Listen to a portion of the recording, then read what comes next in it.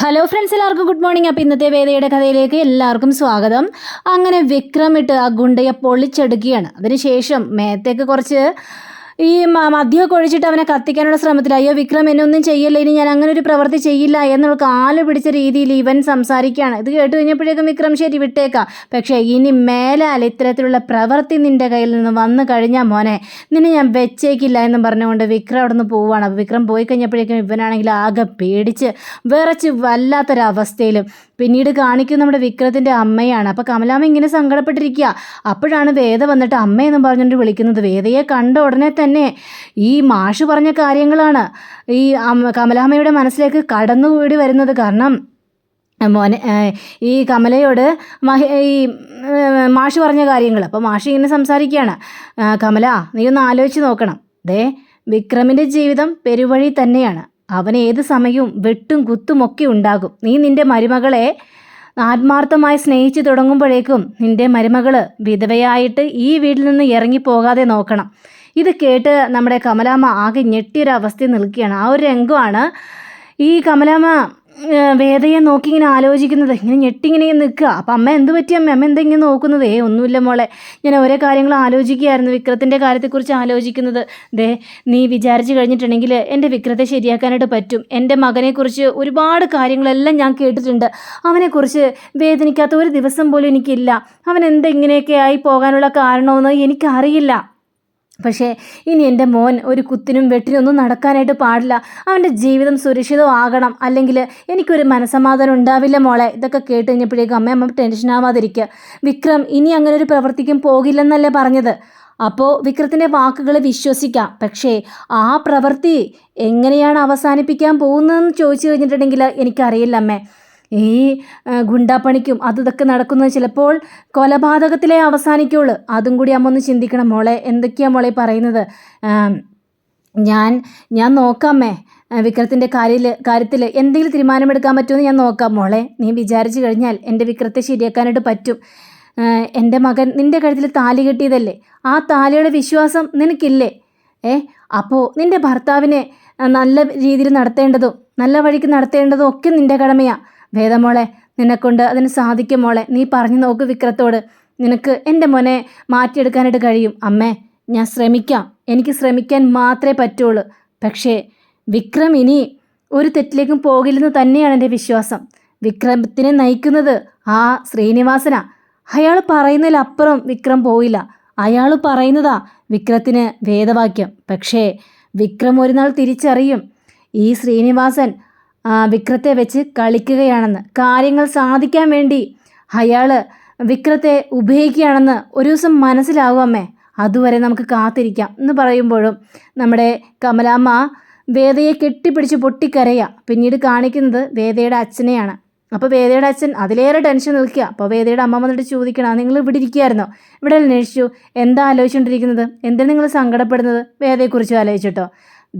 ഇനി വേദയെക്കുറിച്ച് ആലോചിച്ചിട്ട് വല്ല കാര്യമുണ്ടോ? അവൾ പോയത് പോയി. അവൾക്ക് അവിടെയാണ് സന്തോഷം കിട്ടുന്നതെങ്കിൽ അവിടെ സന്തോഷത്തോടെ ജീവിക്കട്ടെ.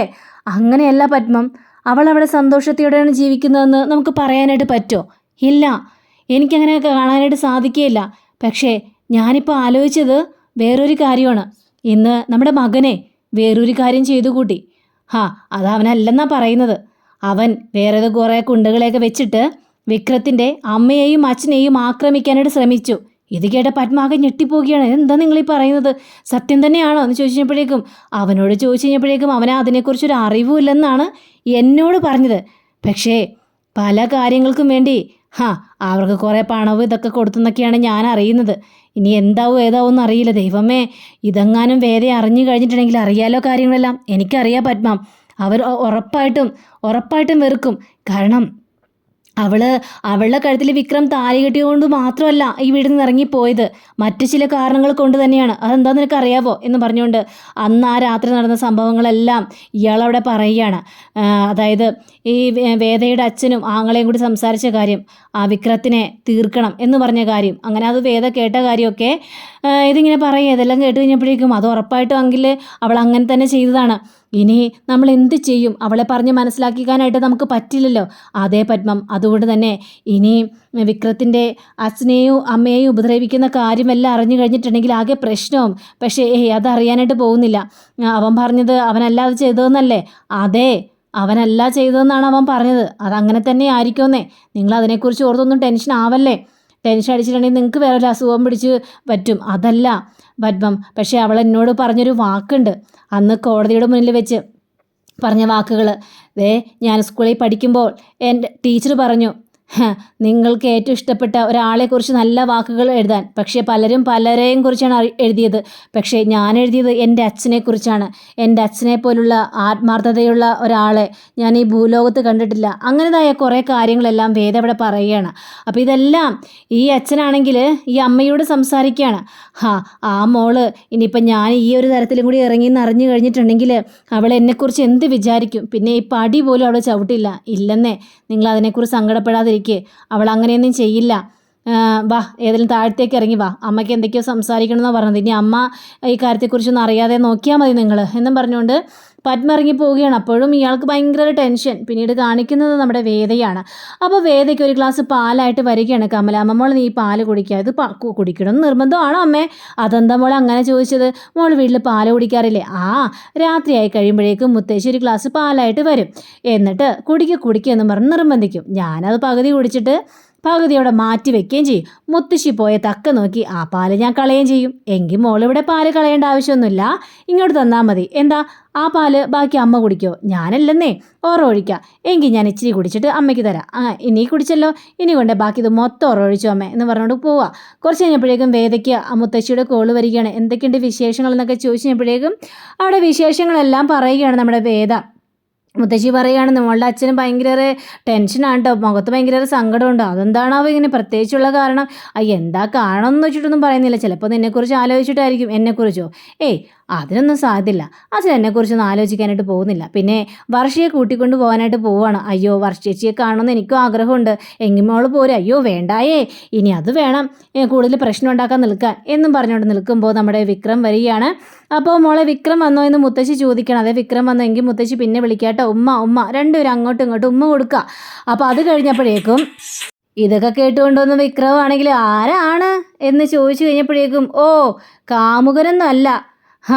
പിതിയുടെ പിന്നെ കാമുകൻ വല്ല കോന്തന്മാരും ആയിരിക്കും. പിന്നെ നിങ്ങളെക്കാളും വലിയ കോന്തന്മാരുണ്ടോ ഈ ലോകത്ത്? നിങ്ങളാണ് ഏറ്റവും വലിയ കോന്തൻ.